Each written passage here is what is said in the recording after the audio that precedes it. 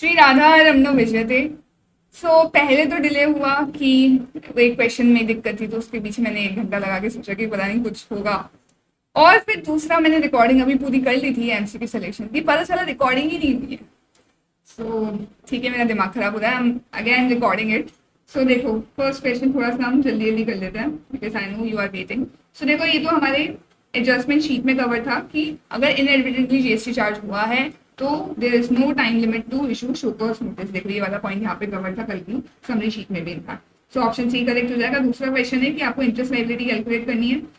देखो, electronic credit ledger वाले दोनों ऑप्शन तो ये हो जाएंगे इनकरेक्ट।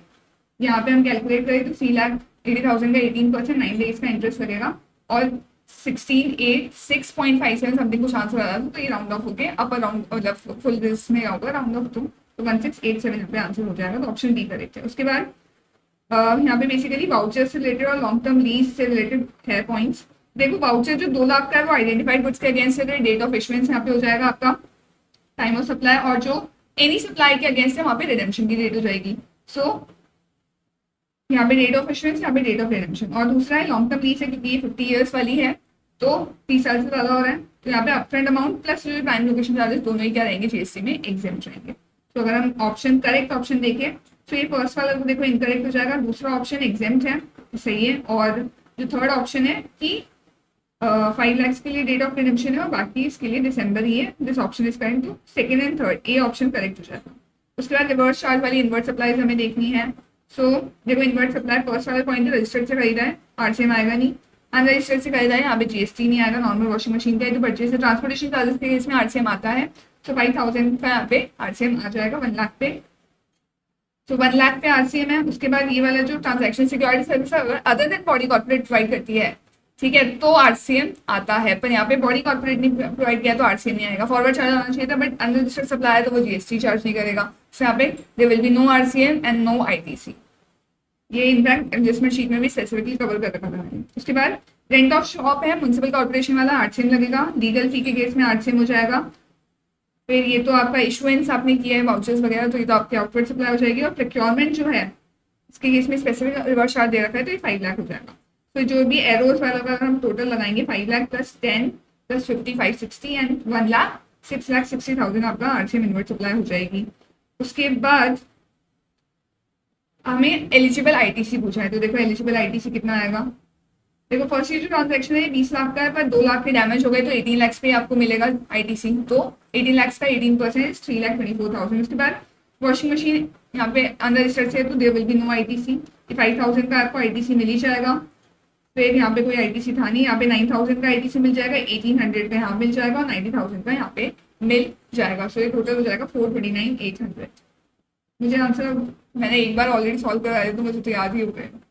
इसके बाद जीएसटी पेबल इन कैश दिखाना है आपको। देखो, आईटीसी अभी हमने कैलकुलेट किया ही। रिवर्स चार्ज वाला टैक्स भी टोटल करोगे तो 105,800 आ जाएगा। ये वो क्वेश्चन था जो दिक्कत वाला क्वेश्चन है। अब एफसीएम का अगर मैं टैक्स बताऊं तो देखो, एफसीएम का टैक्स इन सब पे लग जाएगा, ये 1 लाख पे भी लगेगा ही, तो ये टोटल हो जाएगा 6,30,000 का। और एक आपने ये वाउचर इशू करे तो 2 लाख पे लगेगा टैक्स, ठीक है, तो इसका 18% 36,000 का ही हो जाएगा। तो टोटल 6,60,000 आपका एफसीएम पे टैक्स हो जाएगा। अगर आप नेट निकालोगे यहाँ पे तो हो जाएगा 236,200, आरसीएम हो जाएगा 105,800, तो टोटल टैक्स निकलता है 342 का। ऑप्शन में ये है ही नहीं। उसके बाद सेकंड केस स्टडी देखते हैं।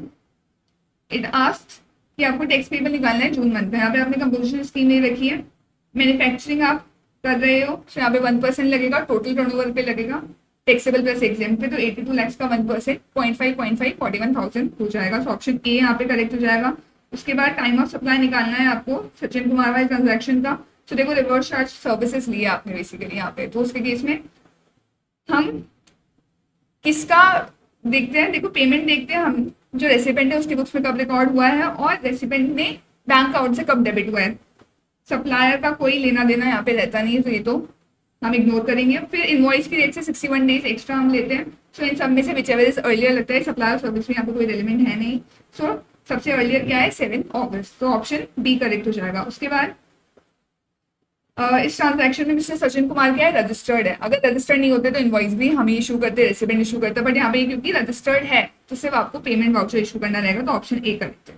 फिर इफेक्टिव डेट ऑफ रजिस्ट्रेशन पूछिए, तो देखो यहाँ पे आप लाइबल हुए 14 अप्रैल को, पर आपने आफ्टर 30 डेज अप्लाई किया है, तो फिर जो ग्रांट ऑफ रजिस्ट्रेशन होता है, date of grant of registration, वो आपका क्या होता है basically effective date of registration, तो 20 मई हो जाएगी यहाँ पे।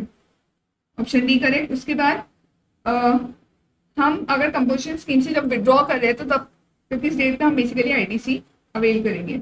सो आप देखोगे कंपोजिशन स्कीम आप कब एग्जिट कर रहे हो, 9 जुलाई को आपका टर्नओवर एक्सीड हुआ है, इसका मतलब आप 10 जुलाई से अब किस नॉर्मल स्कीम में एप्लीकेबल होगा, तो 9 जुलाई के बेसिस पे आप आईटीसी अवेल कर सकते हो। So option A correct. उसके बाद value of supply basically equipment का निकालना है, ये भी मैंने एडजस्टमेंट शीट में समरी शीट में अलग से करवाया था कि भाई अगर अनरिलेटेड कस्टमर के साथ ट्रांजैक्शन हो रहा है तो मार्केट वैल्यू चाहे होलसेल प्राइस है, एमआरपी, एएलपी, ओएमबी कुछ भी ले लो, वो रेलिवेंट नहीं होती। जो फाइनल नेगोशिएटेड ट्रांजैक्शन प्राइस होती है that is your value of supply. तो 18 लाख यहाँ पे वैल्यू ऑफ सप्लाई रहेगा। तो ऑप्शन ए करेक्ट। उसके बाद ये क्वेश्चन था कि डिटेरियोरेशन हुआ है, डैमेज नहीं हुआ। डैमेज होता तो अबेटमेंट मिल जाता, पर यहाँ पे डिटेरियोरेशन है आफ्टर अनलोडिंग के केस में नहीं मिलता है। सो यहाँ पे अबेटमेंट नहीं लगेगा, पूरा 1,80,000 लाख पे आपका कस्टम ड्यूटी आपकी लगेगी। तो ऑप्शन बी करेक्ट। उसके बाद काउंटर बिलिंग ड्यूटी तब तक नहीं लगती जब तक ये डिटरमाइन हो जाए। पहला ऑप्शन कह रहा है कि subsidy relates to domestic use और domestic goods over imported goods, बिल्कुल सही है। एक्सपोर्ट परफॉर्मेंस ये भी सही है। Subsidies conferred on all persons ना, पर अनलिमिटेड पर्सन्स पे कन्फर होती है ना, तब ये पॉइंट गलत है। So this option is incorrect. तो फर्स्ट एंड सेकंड यहाँ पे करेक्ट होगा, ऑप्शन बी करेक्ट।